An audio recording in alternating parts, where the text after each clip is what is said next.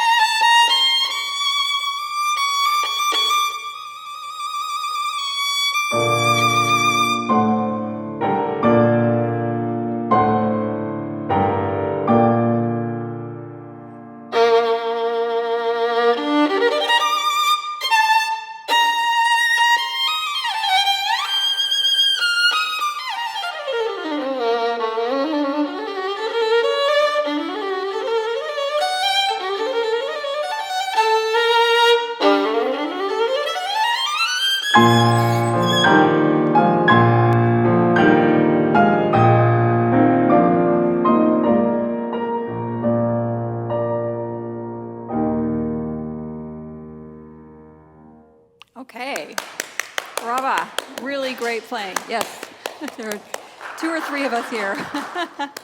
Fantastic, Gretchen. Really great playing. So happy to hear you. So you play this so well, I'm having to search for little things to talk about, but there are always things to talk about. I'm really good at always finding things to make better for myself and for other people. So I want to pay a little bit of attention to some of the little notes in here. Like, for instance, when we get into the middle section, this 8th note, to make sure you're singing through this. Can you try from the bar before this?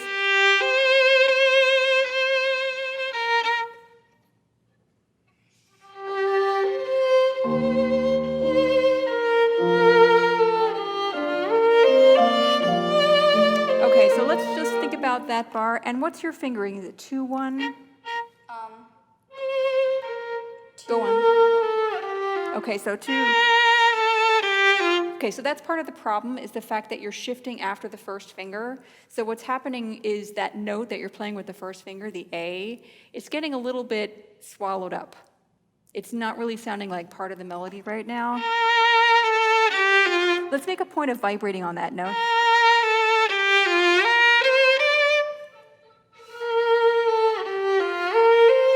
Can you do even more? Really vibrate through that A. Yes. Yes, and then let's try not to let any of these 8th notes go by just without anything. Maybe some of them are going to get more vibrato than others, but let's try to avoid just nothing, especially on more than one in a row like this.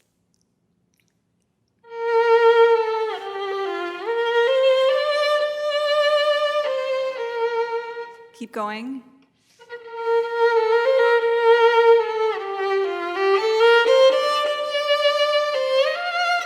Okay, very good, very good. So you did it the second time also. Fantastic. So I don't want to push you and make you feel like you're nervous the whole time trying to vibrate really crazy on every single note, but just, it's something to keep in the back of your mind about singing through every note in the melody, even the small ones, because sometimes the small ones get a little bit swallowed up. Let me see if I can find another example.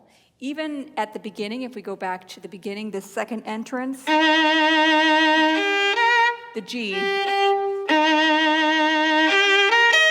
because it's near the tip. A lot of times it's the notes also that are near the tip and right before a bow change, kind of running out of bow, and they just don't get as much attention as some of the other ones. So forgive me for jumping back to the beginning. Let's try this second entrance. And make sure the G is just as exciting and strong as the other notes.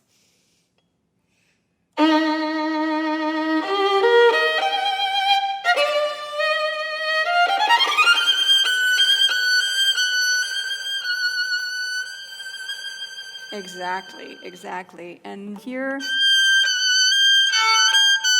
maybe a little closer half step up here. I didn't notice that when you played it before, but maybe.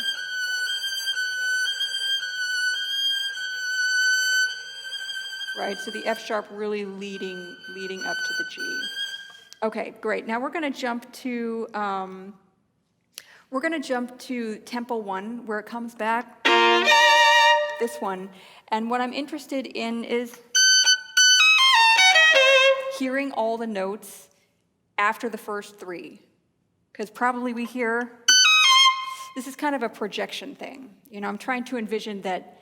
If you haven't already, that you might be playing this with orchestra at some point, right? And so we want to make sure that we're hearing all those notes in there. So let's do it slightly under tempo. Really use a little more bow on the separate notes, and then make sure you're very, very focused into the string as you go down into that lower register there. Okay, just try right there, a little under tempo. Okay, let's try that with piano from that entrance. How about play from tempo 1?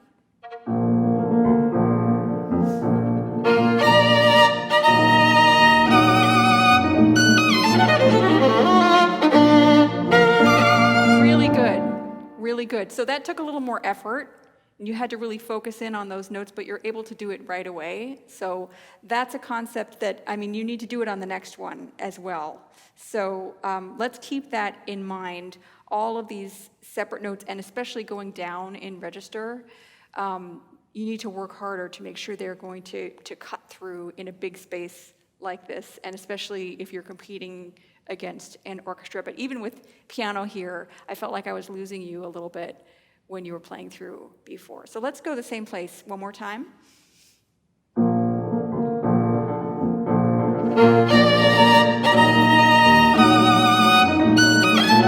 Sorry. That's okay.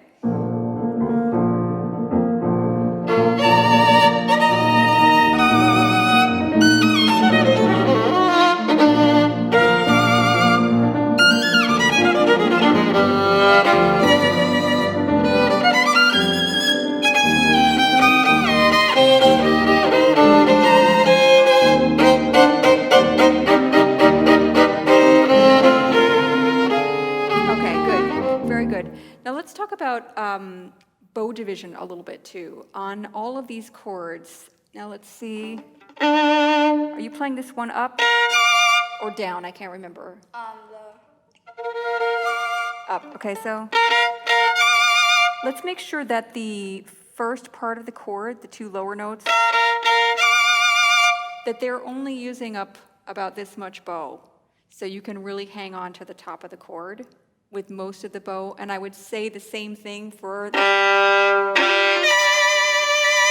it's so exciting to hear the violinist, to hear you, to really sustain through and hang on with full voice through the top part of these chords. There are a few other places that I could point out as well, but let's try that. So incorporating, bringing out the little notes. Now also, dum, ba-dum. Let's not rush through this. I think because of the effort of, trying to do these things I'm asking you to do, you're a little bit pushing ahead. Okay, so let's try to hold back and be really strong with the rhythm. So more bow on the separate notes, playing into that lower register, and then making sure on all the chords that you save bow for the top part. Okay, same place.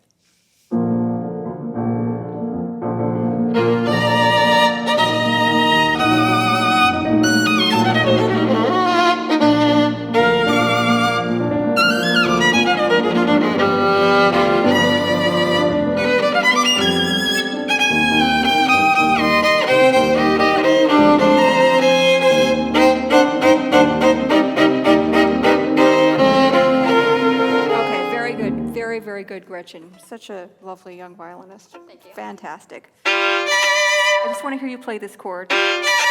Let's really exaggerate the uneven division of the bow. So really small on the bottom part. Just that chord. Again. Yeah, and then it becomes bow control to, keep the balance correct between the two strings so that nothing chokes. But that's going to give you great power and full sound through this chord. Okay, now let's do this one, which you do retake the down bow there. That's what I was trying to remember. So that one you're dividing about half and half right now. Let's see if we can change that. Yeah, and then you can really hang on with intensity to the top part. Exactly. And then even here, let's even hang on longer up here too. Find that good balance between saving your bow and how much you can actually press before the instrument chokes a little bit. Yes. So rather than just coming off easily, shortening the note, it's good to know that you can hold it longer if you want to.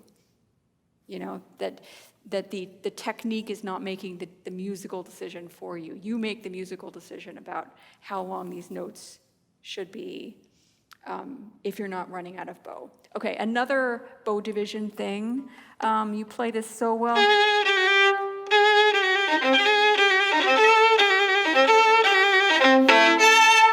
to be at the frog here. Yeah, so let's get into that 2 bars before.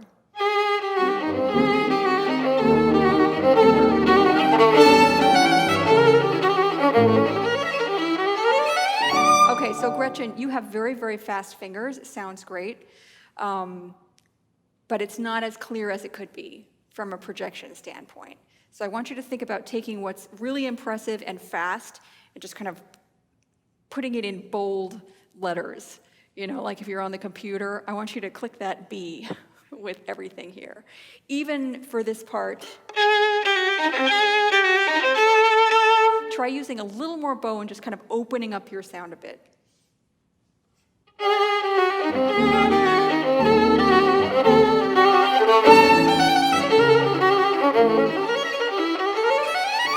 Yes, and I have to say, all through here, you're almost moving forward. I don't know if you're doing that on purpose. If you are, I think you should do it with more crescendo. Right now, it just sounds like you're kind of getting faster, but it's sort of staying the same, so it gets a little weak sounding from a projection standpoint. But I would insist with your sound a bit more here. And here, another place to really be at the frog and have most of the bow left for the top part of the chord. Okay?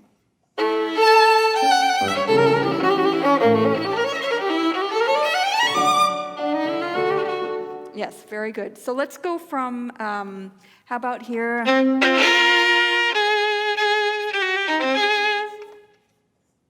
Remember, we're opening. We're not pressing more, we're opening, but then going down in register, we're getting deeper in sound going down, okay?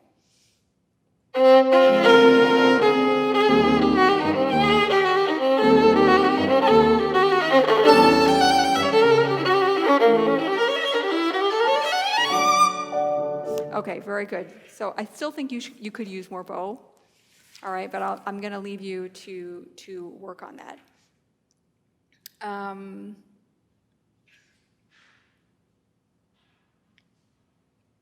Let's go to the ending. So this is a little thing about trills, something to keep in mind about trills. If we just trill as fast as we can all the time, it's not as exciting, actually. It's not as meaningful as if we do something a little bit more artistic with it. So,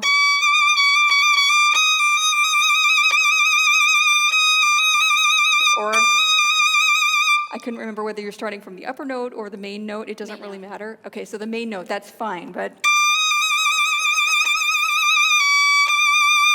And whatever you're doing with your bowing and the timing, you need to invite your mom on piano to join you at a specific time.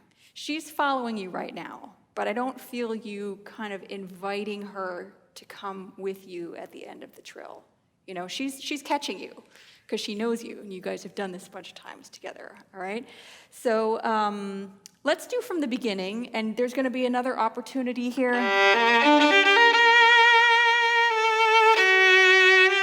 to not let go of those little notes through here. Think about all the little notes. Make sure they're really part of the phrase. And then when you get to the end,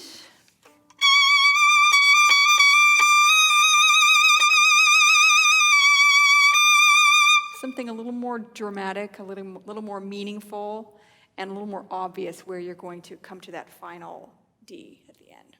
Okay? So how about, let's have the 3 bars leading in. Yeah.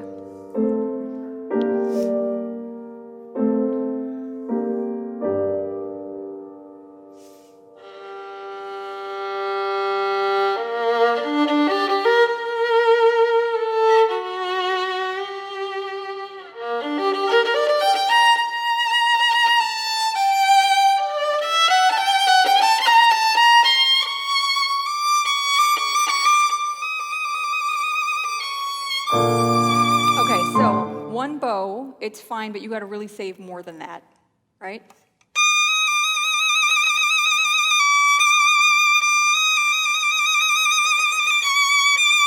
because we need a sort of dramatic start to the trill, and then time to enjoy the trill, and time to play that last grace note with enough meaning. How about from here?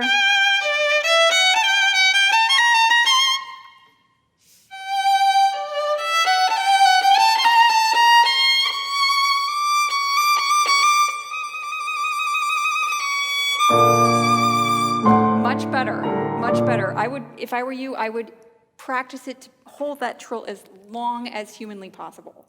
You know, just.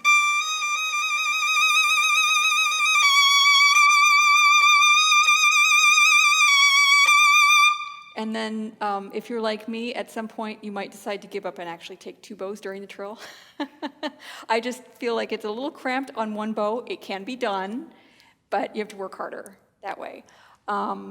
Okay, then the next entrance, here's another opportunity for a better bow division, so you can really hang on to that high G. Okay, can you do this next entrance now? Mom, would you play the 3 bars in between?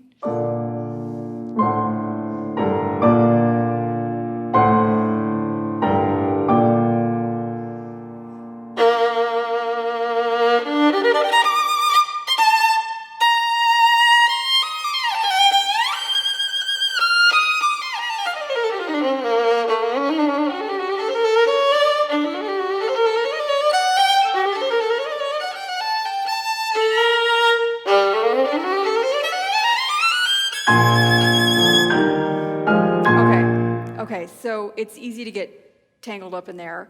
I'm going to let you play it one more time. And this time I noticed you were really careful to make sure that your bow didn't go up on the bridge on that top A flat. And that's just really, if you look at your bow when you're playing it, you probably won't do that. It's if you're thinking about something else and kind of, you know, you're playing from memory. Sometimes we don't always stay, you know, as focused in on what we're doing all the time, but it's a moment that's a good idea to do that for that reason, okay? So yes, this shift, can you just practice this for me? Again, using less, yes. So the way I see you dividing is da, ya, you get to the top note about here, and I'd love to see you da, ya, by about here, below the middle, so you could really hang on to that top note. Even more that direction. You're right, try not to use up the bow during the shift. Try again. Okay, and it's sounding tight up there now. If you were just start.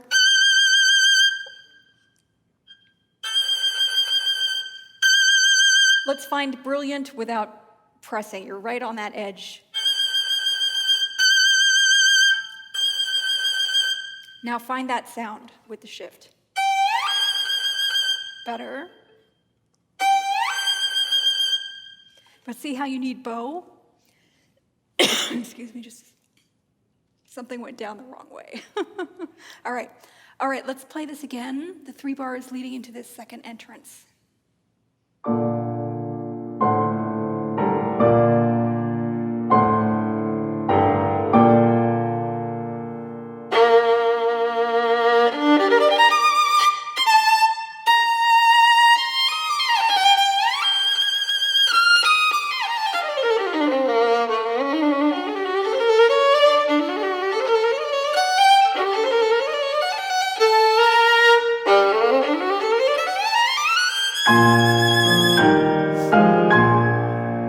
Fantastic. Okay, now, before we finish up, I'd love to hear you play this main theme at the beginning, one more time, from here. And make sure you really use these few bars while the piano's playing, or the orchestra, one of these days when you're playing this with orchestra. Really use it to make sure you are set with that left hand. Okay, you can even, if you need to, you can even do some little gentle plucking or something, you know, if you're feeling insecure about it. Thinking about bow division, when you get to these chords, this idea of using less bow, saving the bow on the bottom of chords, And then at the end here,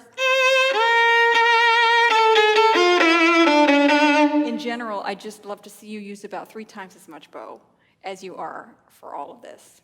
Okay, so thinking about projection, bow division, lots of bow at the end here. Okay, let's hear it one more time, and I'm going to sit down and listen.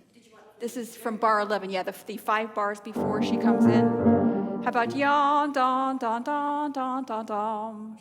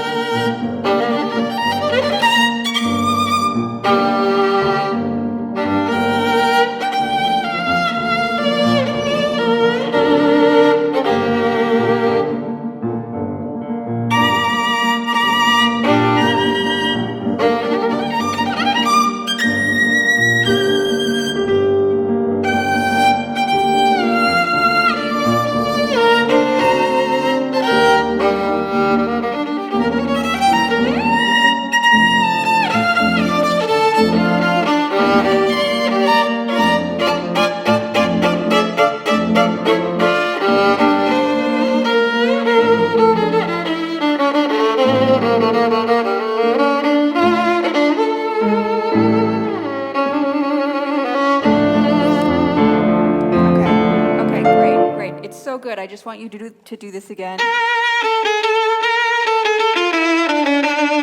Can you play by yourself and use as much bow as you possibly can?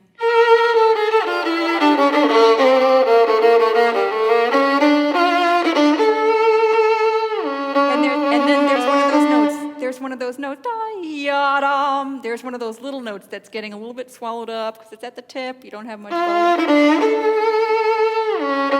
Can you save more bow for that note? If you get to the tip, to the frog, sorry, for the A.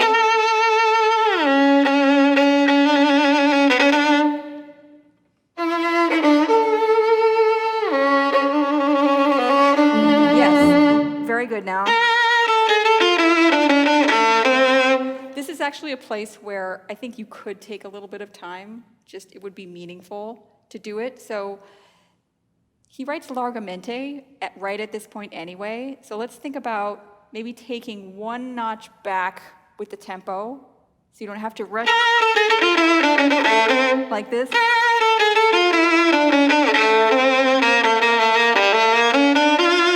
A little more time to just expand your sound.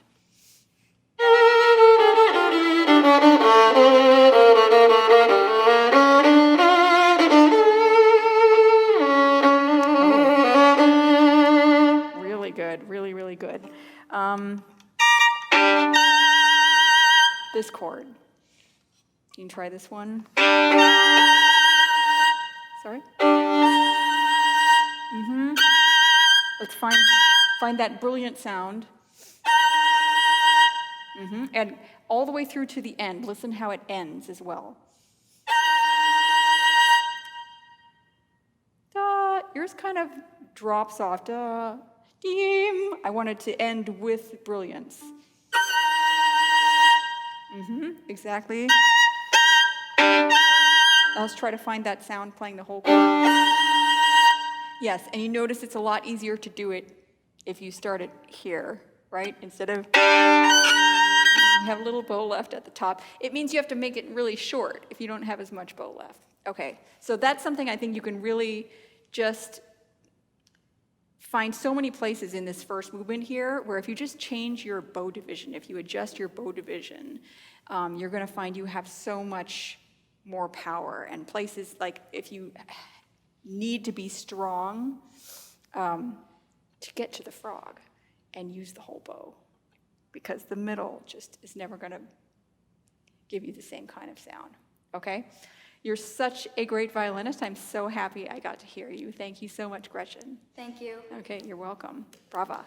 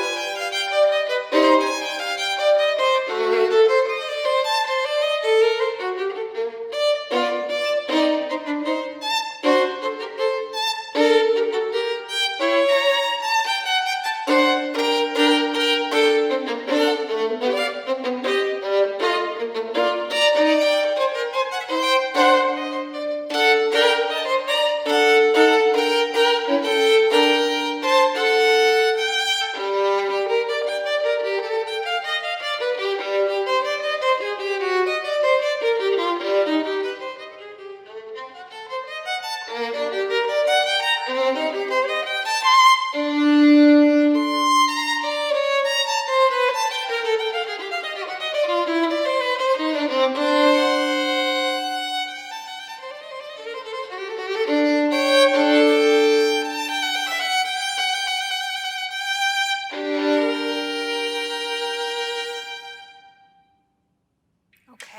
brava.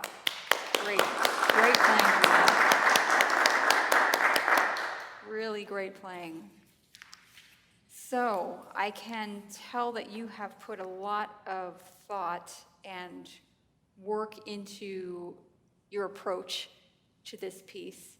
And I'll confess that I had a tiny little conversation with your mom who's listening today, and she was telling me how you've played this for several different teachers, you've worked on it with several different teachers, and how they're asking you to approach it in different ways, which doesn't surprise me at all, because I find that with unaccompanied Bach, there's no other repertoire that seems to inspire such differing opinions on how to approach it. And so you could be playing for an audition or a competition or something like that, and people listening to you are going to have wildly different opinions on if they think that's the right way to do it or not. So in the end, I think ultimately you're going to have to find your own way, which might end up being a combination of all the things that you've done. So I'm not going to try to adjust your approach today, because I just don't think that's useful for you right now. But I'd like to expand on it a little bit. In the Adagio, and actually just kind of in general, my impression of this more kind of Baroque way of approaching this music, my experience in observing and performing with Baroque specialists, if you will, is they tend to actually use lots and lots of bow. So I find that you're going for a sound, which I like, and it's working, but it's a little bit small. It seems a little bit like you're just sort of tied up, restricted. So already from here.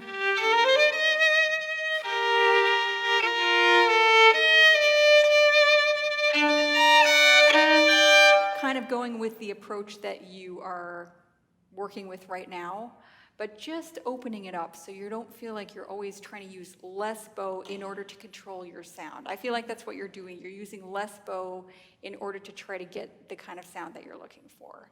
So can you try again you may as well start from the beginning, this Adagio.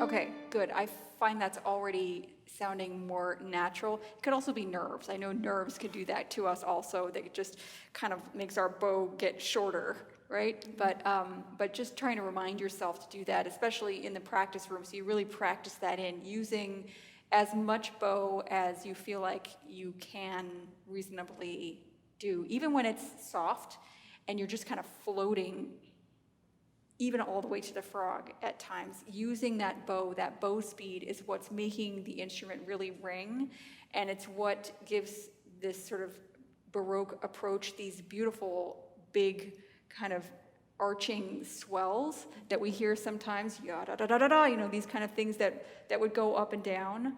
I think you could do even more of that. So the places that you're coming up, you could even find a little more momentum in a little more bow speed to have a larger profile in your dynamics and your phrasing. So that's just very kind of general, but it's kind of an overall feeling that I had, because it's very well played, very, very well played. So I do have to question, right where you stop.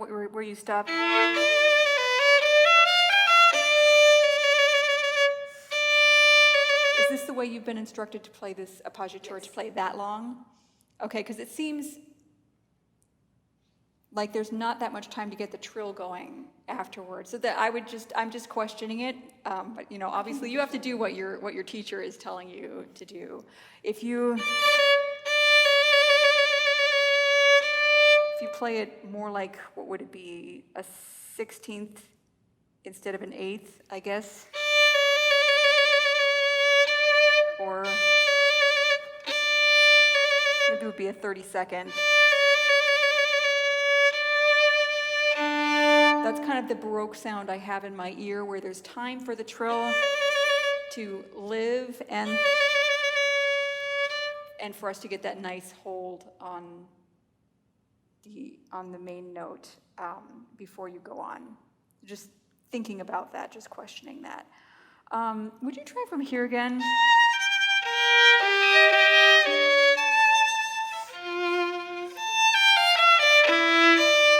And just kind of work with, again, this idea of what I was talking about, finding a little more range by using more bow. Yeah. Okay?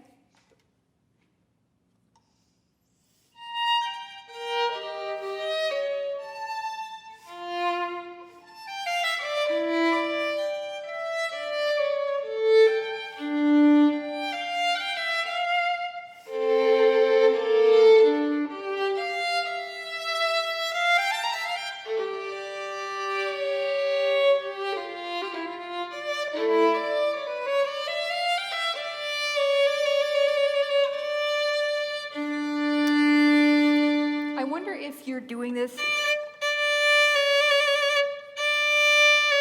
if you could save a little bit more bow. Yeah. So, because I feel like still this trill is getting really cut short, even with that timing, by maybe running out of bow. And I'd love to have you kind of follow through with your sound if this doesn't go against the approach that you're doing right now. Because you're kind of backing away from this chord. And for me, we need more fullness of sound at this point before it comes back again. And so let's start the same place one more time. Even if it feels like you are going to be getting louder than you want to be in some of these, smaller shapes, let's just experiment with it, so that I want to see that you can get to the frog easily and make these bigger shapes. But then the moments that do need to be actually bigger, like this one, let's try to really make that difference and not shy away. I'm missing kind of like I'm missing some larger satisfying moments in this movement. It's all beautifully played, but I want to feel like, okay, this is an important section that we've just finished, or a little more satisfying moments, a few of them. Okay?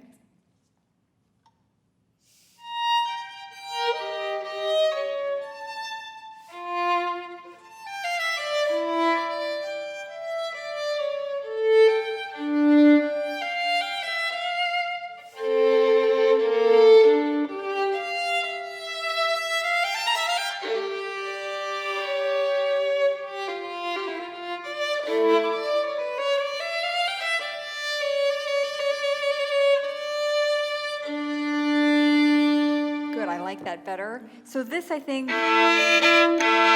this might just be a bow control thing that you need to practice a bit more, doing this chord better at the start of it. And then this.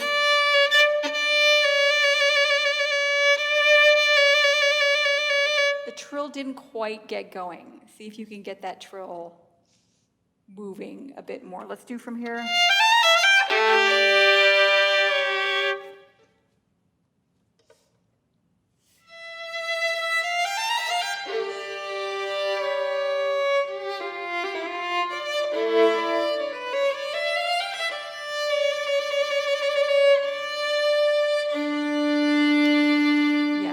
I find that more convincing. Yeah. Okay? And I'd also love to get into kind of the midway cadence here. How about?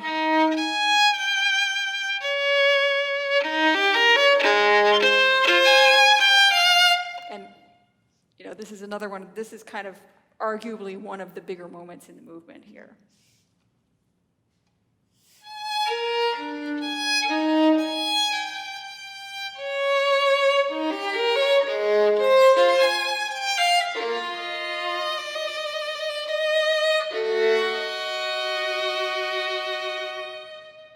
Yes, and so bow control is so very, very, very important here. If you're doing this original bowing, which you are, and if this is the plan for right now, you really got to save like crazy. So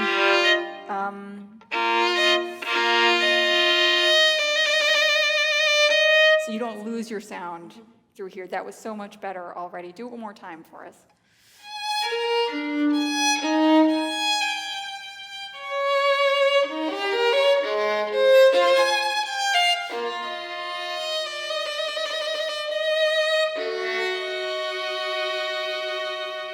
Yes, and again with the trill, getting out of the trill is just as important as getting into it, how you get out of it. Can you just do that chord?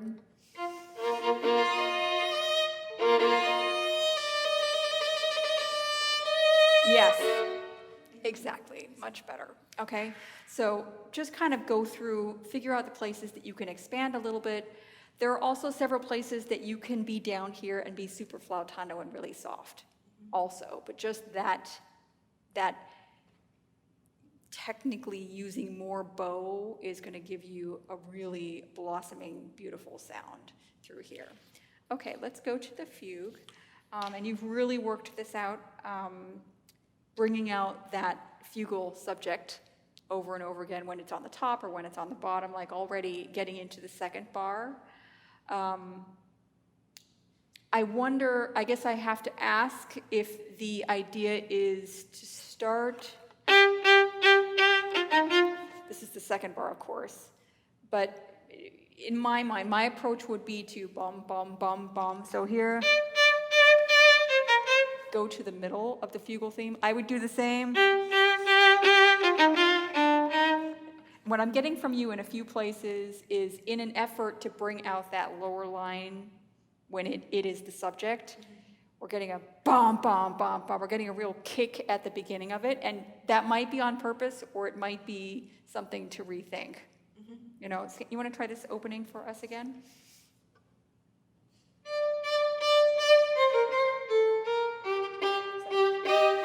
I see.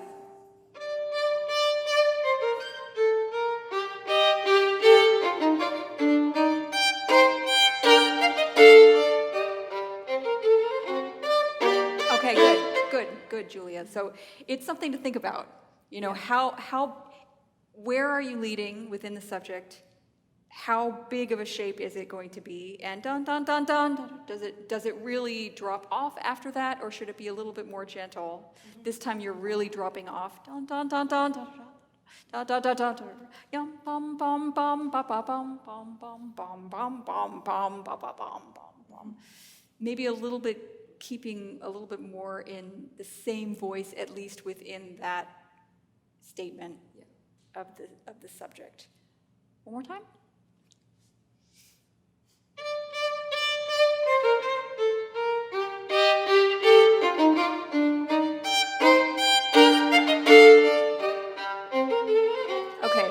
Okay, good. So it's coming out out right now as a pretty big arch. I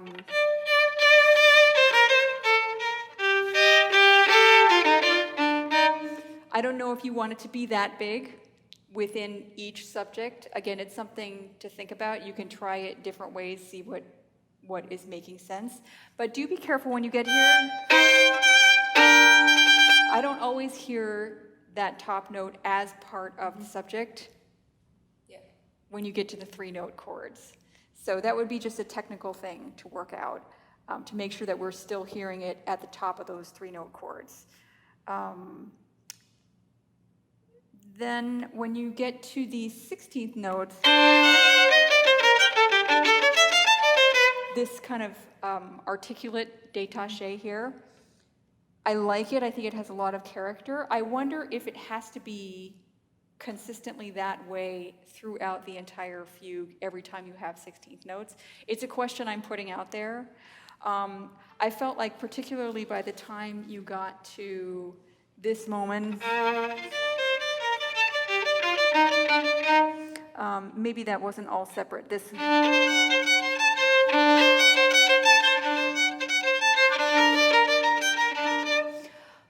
I guess I'm feeling like there's a lot of effort audible in the da, da, da, da, da, da, da, that there might be places that you can ease up on that a little bit so we get a little bit more natural feel. I understand the sound that you're going for and I like it, but maybe that could be slightly varied as well, within reason, you know, with your teacher's permission. Okay, another thing I was wondering is if it would be stylistically acceptable. This is, let's see, where can I start this for you? This part here, to add more length to these chords when you have. Sorry, I'm not playing it very well in tune right now, but just so we can kind of enjoy these chords. So this idea of Baroque string players using lots of bow, I feel like it also would apply in this movement. And you tend to get very short with a lot of it. Da, da, da, da, da, da, da, that you might, instead,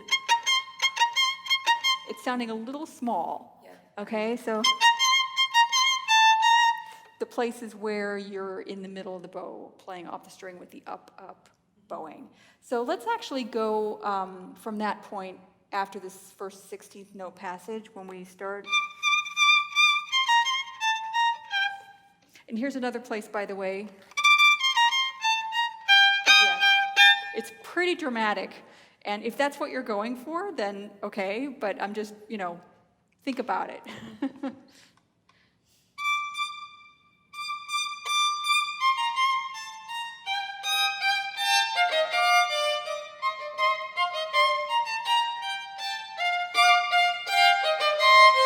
Okay, Julia, how about if these moments where you want to bring out this fugal subject when it's in the lower line, if you do it with more bow rather than quite so much focus and articulation. Can we try that and see what that sounds like?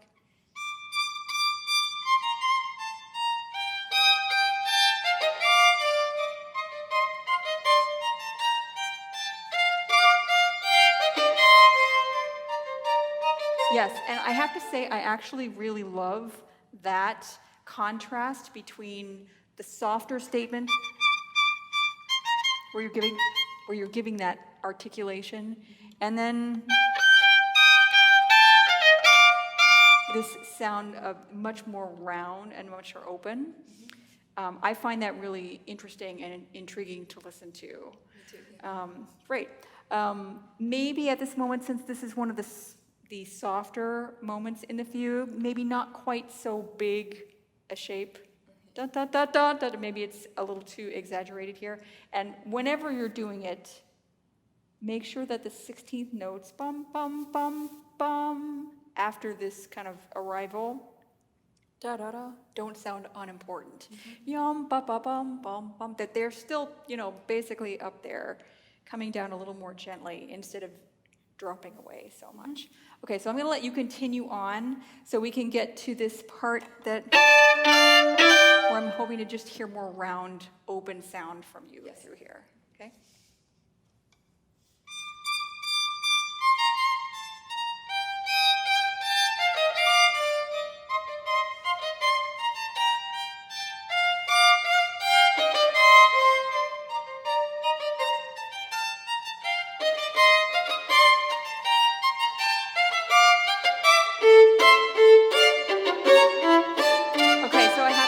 I'm sorry, I shouldn't have stopped you. You're right at that spot. Now here, are you going for the downward roll? No, I wasn't.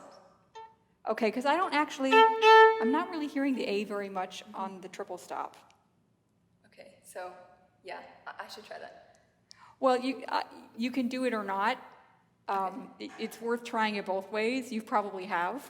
But I'm just not really aware of the A in the chord, and since that's the note in the subject, I want to hear it. Can you start right here at the A? Oh, I see.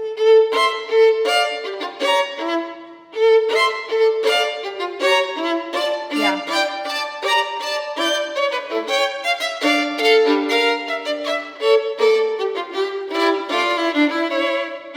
Okay, so right here through this little part that you just played, that's all forte, or probably full sound at least. It's pretty full section.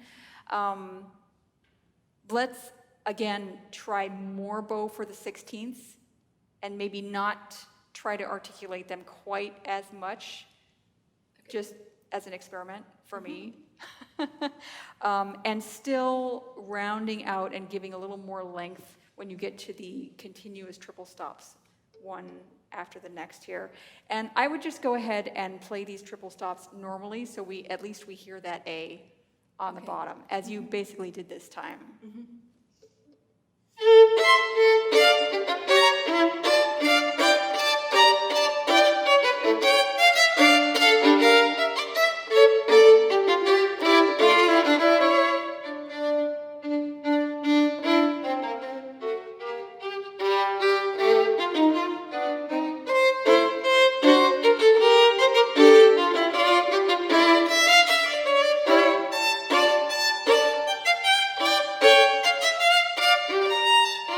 Forgive me for stopping you again. It sounds so good.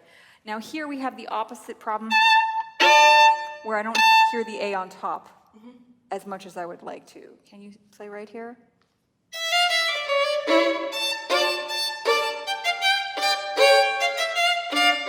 Okay, so I'd like to give you a little more space to just negotiate these chords instead of you feeling dum, bum, bum, bum, like you've got somebody pushing at your back to do it right in tempo. Can you give yourself just a little yum, yon, dun, yon, da, da, dum, to have time to negotiate the chord, and so we hear that A on top.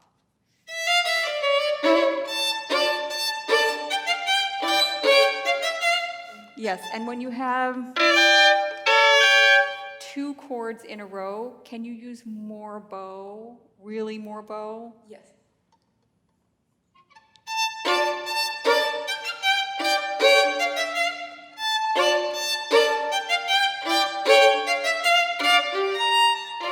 Okay, so one more time. I don't want to leave you in the middle of this. I just want to hear that A more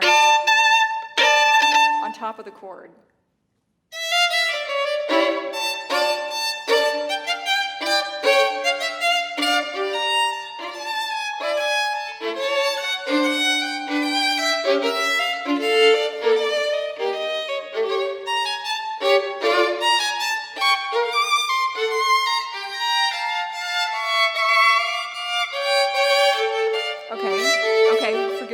Forgive me. So this approach of always doing this shape every single time, I think this line could benefit from an overall shape, Ya-dum, dee-dum, dee-dum, ba-dum, dum. Something that's kind of overriding this da-da-da-da-da-da, because this does go on for quite a long time.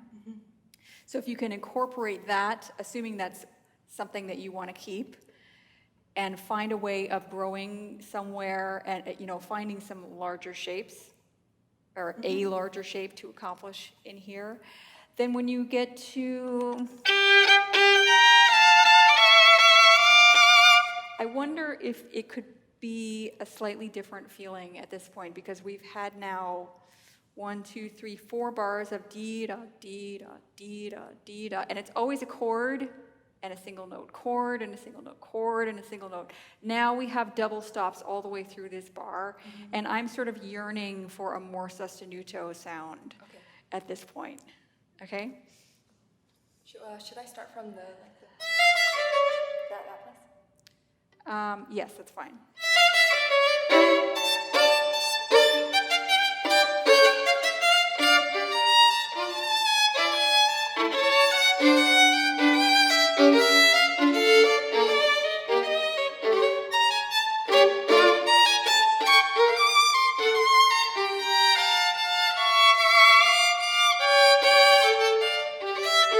Right, exactly. And I feel like for my taste, you could do even more of that, of both of those things. So even more of the larger shape or 2 that you're giving over the 4 bars, more direction, so there's a higher point and a lower point maybe.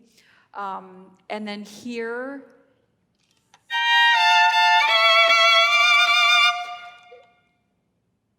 not always making the 2nd, 8th note less important than the first one in this case. Yeah. Even if you want to clip it somehow,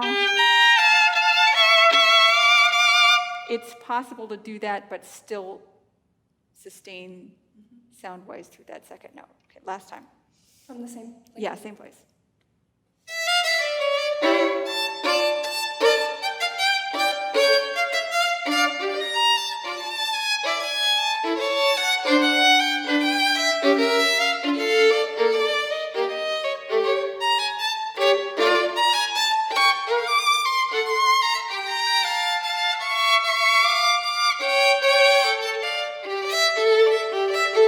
Lovely, yeah, very nice, very nice. And definitely keep looking for those bigger shapes in here. Expand your bow usage as much as you feel like you can. Even these chords, I'm not going to make you play it again, but...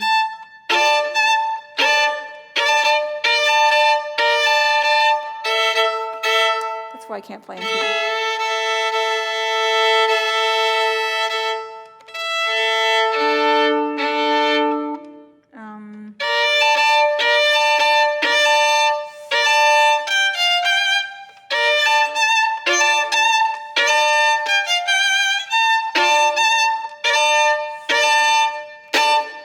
It's got a pretty sharp start to it. If you can find a way of rounding it.